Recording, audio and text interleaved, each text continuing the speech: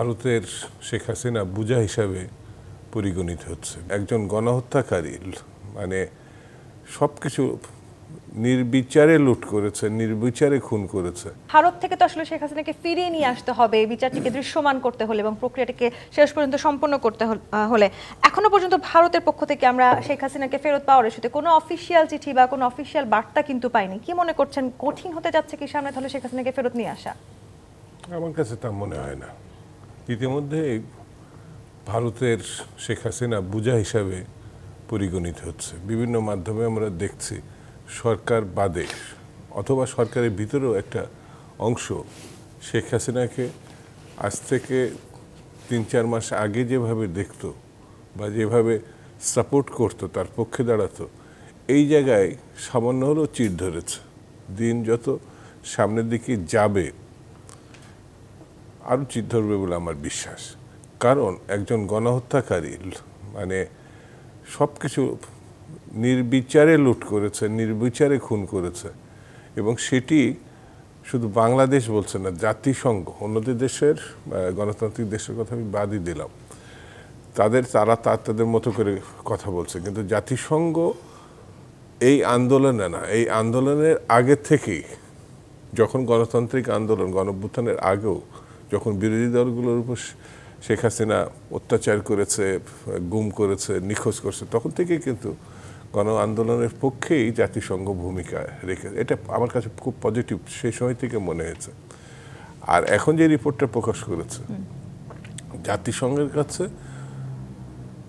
গণতান্ত্রিক ভাবাপন্ন দেশ বা জনগণ যেটা প্রত্যাশা করে, সেটার সঙ্গে এই ঘোষিত মানে রিপোর্ট সত্যি এটা প্রশংসা পাওয়ার যোগ্য। হ্যাঁ, এখানে আমরা দ্বিমত করতে পারি যে ওই যেটা মান্নার ভাই বললেন, মিলন ভাই বললেন, যে ফাঁসির ব্যাপারটা, আমার কাছে মনে হয় যে এটা তারা বলেছে, কিন্তু আইন উপদেষ্টা যে কথাটা বলেছে আর তারা যেটা বলেছেন সবটাই ঠিক আছে, কিন্তু আইন কি বলে, জাতিসংঘ যে কথা বলছে, জাতিসংঘের দৃষ্টিভঙ্গি অনুযায়ী কথা বলছে। আর বাংলাদেশের প্রেক্ষাপটে এখনো কিন্তু এই আইন ফাঁসি হিসাবে আছে, এবং সেই ফাঁসিটা কিন্তু অন্য কোনো সরকার আনে নাই। গণহত্যাকারী হিসাবে শেখ হাসিনা এই আইনটা আনছে, যেটি আপনারা জানেন, ওই যে গণজাগরণ মঞ্চে যখন একজন হ্যাঁ যাবজ্জীবন হয়েছিল, সেখানে স্লোগান মাধ্যমে সেই সময় গণজাগরণ মঞ্চ থেকে দাবি উত্থাপন করে সেটাকে কোর্টকে বাধ্য করা হয়েছিল তখন এই মানে ফাঁসি দেওয়ার প্রসঙ্গে, এবং যথারীতি পরবর্তীতে ফাঁসি দেওয়া হয়েছিল। এটা যেভাবে দেখুক না কেন ভবিতব্য একটা বিষয়, অর্থাৎ তিনি যে আইন করেছেন সেই আইনেই তিনি এখন মুখোমুখি হতে যাচ্ছেন। এখন সেই আইনের মুখোমুখি করতে হলে তো তাকে দেশে নিয়ে আসতে হবে, সশরীরে কোনো উপস্থিত প্রয়োজন করতে নেই, হবে। দেশে আসতে হবে, আর না আসলে বিচার হবে না, এরকম কোনো কারণ নাই।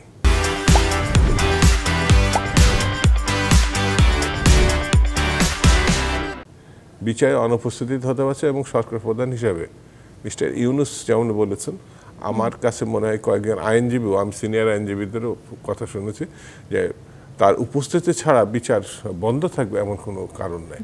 অর্থাৎ বিচার চলমান থাকতে পারে, এবং যখন তাকে পাওয়া যাবে সেই সময় তার রায়টা কার্যকর হিসাবে পরিগণিত হবে বলে আমি যতটুকু জানি।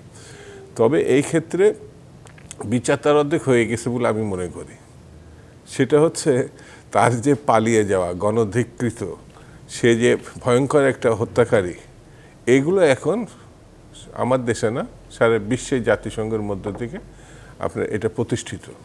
সে তো ওখানে যে পালিয়ে আছে, আজকে বিবিসি রিপোর্টে মানে যেটা দেখলাম আমি, কোথায় আছে এখনো পর্যন্ত কেউ কিন্তু জানে না।